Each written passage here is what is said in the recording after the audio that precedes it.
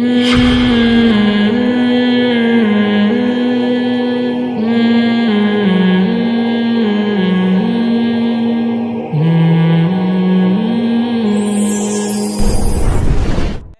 رہا ہوں کہ جس قوم کو اس چیز میں اپنا خیال نہیں ہے جس کا نقصان فوراً نظر آ رہا ہے، تو اس چیز میں اپنا خیال کہاں ہوگا جس کا نقصان مرنے کے بعد نظر آئے گا؟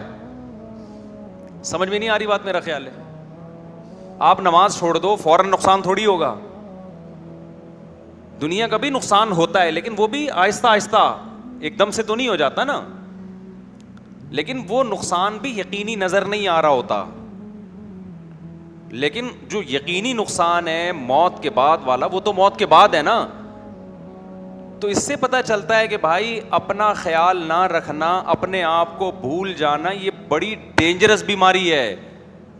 جب تک آپ کو اپنا خیال نہیں ہوگا، آپ وہ نقصان جو نظر آ رہا ہے اس سے نہیں بچو گے. تو وہ نقصان جو نظر نہیں آ رہا اس سے کہاں سے بچو گے؟ نہیں آئی بات؟ میرا خیال ہے تو اس بیماری کا علاج بہت ضروری ہے. اپنا خیال نہ رکھنے والی بیماری. ہم سب اپنا خیال رکھتے ہیں. کیسے رکھتے ہیں؟ کہ بوٹیاں میری طرف زیادہ آ جائیں. سمجھ رہے ہو؟ جائیداد ساری مجھے مل جائے، عزت سب سے زیادہ میری ہو جائے، مشہور سب سے زیادہ میں ہو جاؤں. یہ آپ اپنا خیال نہیں رکھ رہے. یہ اپنا خیال نہیں رکھ رہے آپ. سمجھ رہے ہو؟ یہ خیال نہ رکھنا ہے.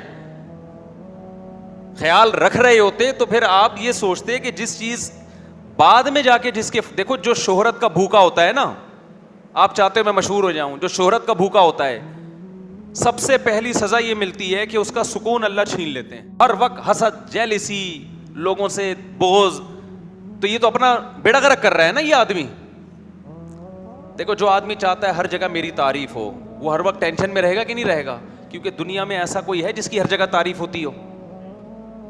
دنیا میں کوئی بھی نہیں ہے بھائی. کچھ لوگ آپ سے محبت کریں گے، کچھ آپ کی مخالفت. اور جتنی عزت اوپر جائے گی بے عزتی کا چانس بھی اتنا ہی اوپر جائے گا.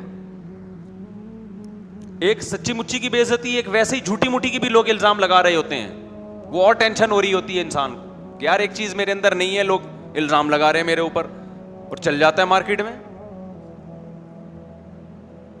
تو جب انسان عزت کا بھوکا، چاہت کا بھوکا، شہرت کا بھوکا، آپ ایسے لوگوں کی زندگی میں کبھی سکون بولو نہیں دیکھو.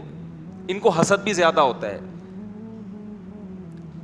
جیلس ہوتے ہیں. یہ حسد کی ایک آگ ہے نا جس میں جلتا ہے انسان. تو بتاؤ آگ میں جلنے میں سکون ہے؟ اردو میں کہتے ہیں نا حسد کی آگ میں جل رہا ہے. یہ کیوں تعبیر؟ اس لیے کہ واقعی وہ جل رہا ہوتا ہے. تو حسد پیدا کیوں ہوتا ہے؟ حسد اس لیے ہوتا ہے کہ بھئی یہ دوسرا مجھ سے آگے کیوں نکل گیا.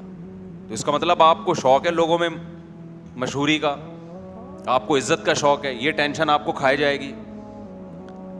تو یہ جو اپنا خیال رکھ رہے ہیں نا کہ میں مشہور ہو جاؤں اور پیسوں کی ہوس، یہ ایسے خیال ہے کہ جیسے شوگر کے مریض کے سامنے رسگلے کا ڈبہ آیا اور وہ اپنا خیال رکھ کے سب سے زیادہ رسگلے خود کھا رہا ہے، دوسرے کو نہیں کھانے دے رہا. تو یہ دیکھنے میں لگے گا کہ اپنا خیال رکھ رہا ہے، حقیقت میں میرے بھائی یہ اپنا خیال نہیں رکھ رہا ہے. اس کو چاہیے تھا کہ خود ایک بھی لڈو بھی نہ کھاتا اور اپنے دشمن کو پورا ڈبہ کھلا دیتا. بے وقوف آدمی خود پورا ڈبہ کھائے گا، دشمن کو ایک بھی نہیں رسگلہ چھوڑے گا اس کے لیے. عقل مند کہتا ہے یہ رسگلے تیرے لیے، میرے لیے گوشت، انڈے. سمجھتے ہو کہ نہیں سمجھتے؟ کھجوریں، 2 کھجوریں کھاؤں گا، رسگلے کے ڈبے نہیں کھاؤں گا میں. اب ایسا نہ ہو کوئی رسگلہ کھا رہا ہو تو میرا بیان لگا دیں. ہر آدمی کو ہر چیز کا لمٹ میں لوگ کھاتے ہیں. کو میں رسگلے کے خلاف نہیں ہوں، یہ ڈاکٹروں سے پوچھے جا کے. میں تو مثال دے رہا ہوں سمجھانے کے لیے. ڈبے کھانا تو بہرحال نقصان دہ ہے نا. بعض لوگ میرا بیان مجھے ہو سکتا ہے میں کبھی رسگلہ کھا رہا ہوں اور میرا بیان چلاتے ہیں، دیکھو لوگوں کو رسگلے سے منع کر رہا ہے، خود رسگلہ کھا رہا ہے.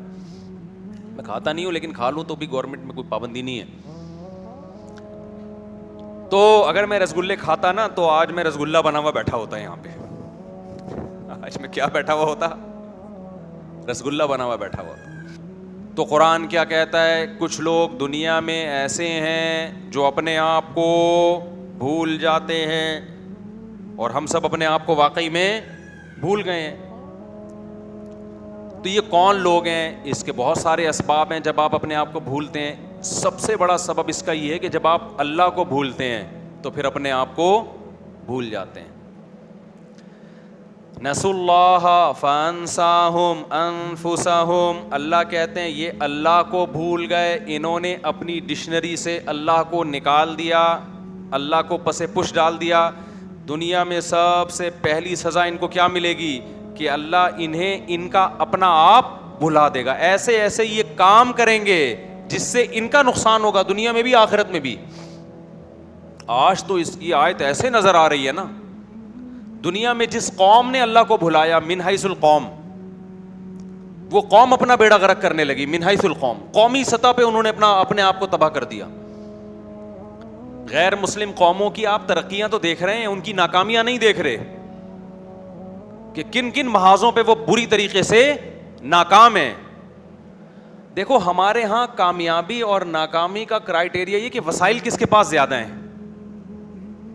دیکھو کامیابی اسے نہیں کہتے, کامیابی ہے کہ وسائل کچھ بھی نہیں ہو پھر بھی کامیاب ہو آپ, اور ناکامی یہ ہے کہ وسائل کا ڈھیر لگا ہوا ہو پھر بھی آپ کیا ہو, ناکام.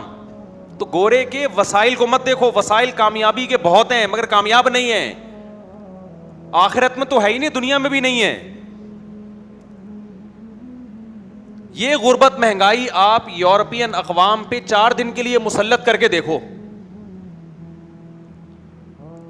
ہمارے ہاں کامیابی کے اسباب ہیں یا ناکامی کے؟ ہمارے کنٹری میں خاص طور پہ آج کل جو حالات چل رہے ہیں, سارے اسباب کیا ہیں؟ میڈیا پہ دیکھو, اخباروں میں دیکھو, بیڑا غرق پاکستان کا تباہ ہو گیا, اور مہنگائی مہنگائی مہنگائی مہنگائی سنتے چلے جاؤ. کراچی میں آپ روڈوں پہ نکلو, روڈ نہیں ہے, گٹر کے ڈھکن نہیں ہے, کتے ہی کتے. کتوں کی نسل اتنی اسپیڈ سے بڑھ رہی ہے, اور جب بات کرو کہیں تو بھائی اینیمل لورز جو ہیں وہ اس کتوں کو مارنے کو پسند نہیں کرتے. اتنے کتے ہو گئے ہیں, ایسا نہ ہو کل یہ کتے ہمیں کھونٹوں سے باندھ دیں کہ ہم زیادہ ہو گئے, تم منورٹی میں آ گئے ہو, اب تم ہمیں کاٹا کرو گے. کتے ہی کتے ہر جگہ, کہیں بھی کوئی, وہ لوگ بھی کتوں سے محبت کرتے ہیں یورپ والے. اتنا فری تو انہوں نے نہیں کرایا بھائی, ان کے یہاں بھی ایک تمیز سے کتے ہوتے ہیں, ان کی نسل بھی تمیز سے بڑھتی ہے. ہمارے یہاں تو کتوں کی مرضی سے ان کی نسل بڑھائی جا رہی ہے. جانوروں کی نسل پہ کنٹرول انسان کرے گا, انسانوں پہ کوئی کنٹرول, انسانوں پہ, انسانوں سے اوپر کی ذات وہ اللہ ہے, وہ اس کا کام ہے. آج دنیا کیا کر رہی ہے, انسانوں کی نسل کو کنٹرول کرنے کی کوششیں ہو رہی ہیں, جبکہ وہ انسانوں کا کام نہیں ہے, وہ انسان سے اوپر کی ذات ہے جو اللہ ہے. اور جانوروں کو اللہ نے آپ کا تابع بنایا ہے, آپ کی مرضی سے ان کی تعداد بڑھے گی, اس پہ کنٹرول کیا ہے, ختم. کتنے لوگ یہاں ہڈیاں توڑ کے آئے ہیں, بیان میں بیٹھے ہوتے ہیں جی ٹانگ ٹوٹی, کیسے ٹوٹی, بائک پہ جا رہا تھا کتے سے ٹکرا گیا. بہت ہو رہا ہے کراچی میں, کتے نے کاٹ لیا اور پاگل کتے نے کاٹ لیا, ٹیکے لگ رہے ہیں. مجال ہے گورنمنٹ کو کوئی ٹس سے مس ہو جائے اس بارے میں. جب بات کرو کہہ رہے ہیں باہر سے NGOs کی طرف سے پابندیاں ہیں, جو جانوروں کے حقوق کی تنظیمیں ان کی طرف سے کیا ہیں, پابندیاں ہیں.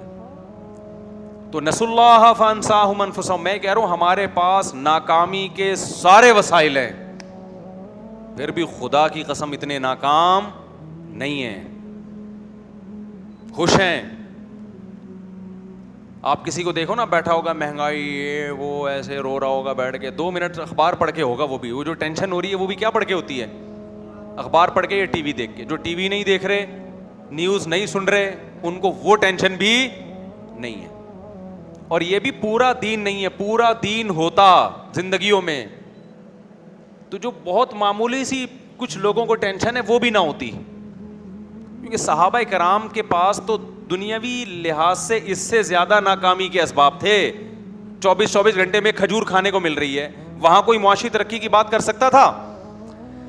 ابے کیا ہو گیا, ایوب علیہ السلام کی پوری زندگی بیماریوں میں گزری, تو بتاؤ کامیابی کے اسباب ہیں یا ناکامی کے؟ ناکام دنیا کے لحاظ سے. لیکن اللہ کیا کہتا ہے, ایوب علیہ السلام کامیاب تھے, کبھی ان کی پیشانی پہ لکیر نہیں آئی, کبھی بے صبری کا ایک جملہ ان کی زبان سے نہیں نکلا.